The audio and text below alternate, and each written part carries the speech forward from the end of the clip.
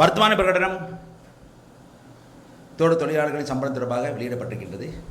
பாராட்டுகிறேன், வாழ்த்துகிறேன், நல்ல விஷயம்.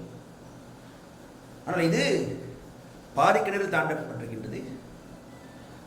தோட்ட உரிமையாளர்கள் நிறுவனத்தை சேர்ந்தவர்கள் சொந்தமாக வழக்கு தொடர போவதாக அது உடன்பட முடியாது என்று சொல்கிறார்கள். ஆகவே அவர்களை எதிர்த்து போராட வேண்டும். அந்த போராட்டத்துக்கு அனைவரையும் மனத்திரண்டு கூட செல்ல வேண்டும், எடுக்கக்கூடாது. ஒருவேளை அரசாங்கத்தை சார்ந்தவர்கள், ஜனாதிபதியாக இருக்கலாம், அமைச்சர்களாக இருக்கலாம், அவர்கள் தோட்ட உரிமையாளர்களிடம் சென்று நாங்கள் அங்கே அறிவிக்கிற மாதிரி அறிவிக்கிறோம், நீங்கள் வழக்கு போட மாதிரி போடுங்கள் என்று சொல்லியிருக்கலாம். இத்தகைய தந்திரமான நிறைத்தனமான அரசியல்வாதிகள் என்றால் தெரியும்.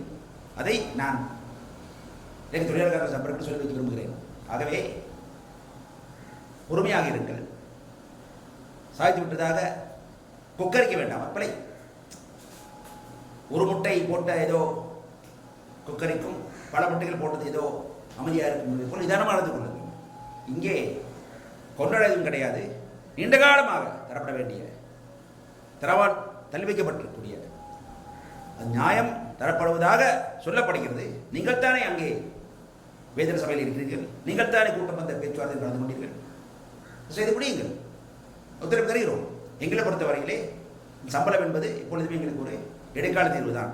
நீண்ட கால தீர்வாக நாங்கள் தோட்ட தொழிலாளர்களை சிறு தோட்ட உடைமையாளர்களாக, காணி உடைமையாளர்களாக, வாழ்வாதார செயல்பாட்டிலே காணி உரிமையை அடிப்படை கொண்டவர்களாக மாற்ற வேண்டும் என்பதை எங்கள் கொள்கையாக இருக்கிறது. அதுதான் நேற்று கூட எங்களது கூட்டணி தலைவர் சைத் பிரேமதாசன் தலவாக்கடையில் சென்று அறிவித்திருக்கின்றார், பலமுறை அறிவித்திருக்கின்றார், இன்னும் அறிவிப்பார். செய்வோம். நாங்கள் எங்களது அரசாங்க உருவாக்குடன் 24 மணி நேரத்துக்குள்ளே அல்லது 48 மணி நேரத்துக்குள்ளே வைத்துக்கொள்வோமே, அதுக்குள்ளே உடனடியாக ஒரு ஜனாதிபதி செயலணை உருவாக்கப்படும்.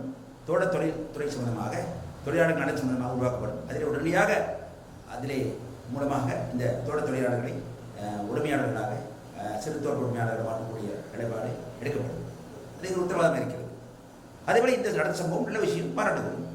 சண்டை போட தேவையில்லை, லட்சணப்பட தேவையில்லை. அதே வழியில் நீங்களும் கூட பாட்சோறு பொங்கி பட்டாசு வெடிக்க வேண்டிய தேவையில்லை. நீண்ட காலமாக தரப்படாமல் இருந்த நியாயம் இப்படி தரப்படுவதாக சொல்லப்படுகிறது. பொறுமையாக அமைதியாக கையாளுங்கள்.